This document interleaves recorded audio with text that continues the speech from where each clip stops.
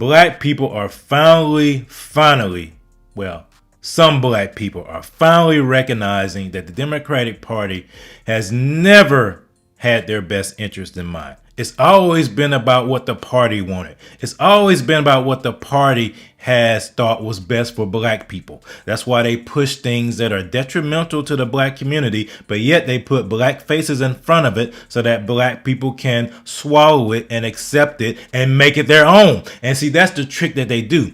They convince black people in these communities to swallow things that are detrimental to them, but then they go back and say, well, you accepted it, it's your thing, you own it.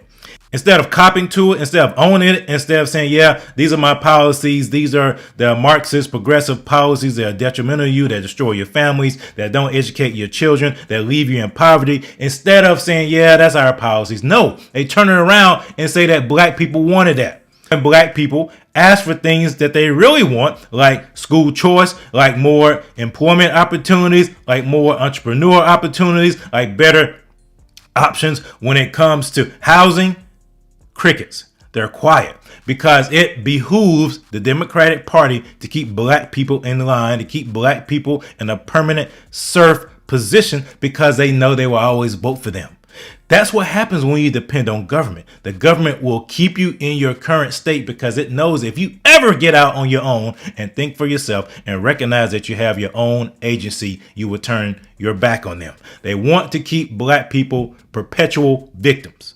I'm glad to see that there are residents in Chicago standing up, speaking out. I'm glad to see that there are residents in these battleground states like Georgia and here in North Carolina and Wisconsin and Michigan and other places that are finally saying enough is enough.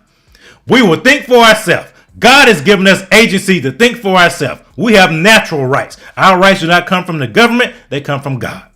And I hope to see a change. And I think we will, because we're not victims. We are empowered for greatness.